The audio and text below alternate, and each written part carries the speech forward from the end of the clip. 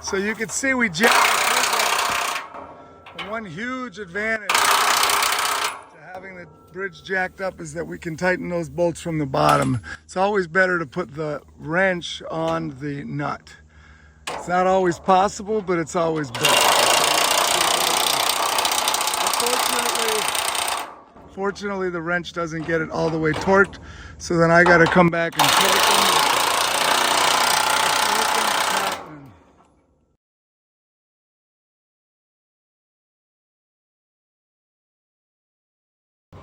All right, so 300 foot-pounds. That means that you got to get 100 pounds on end of a 3 foot.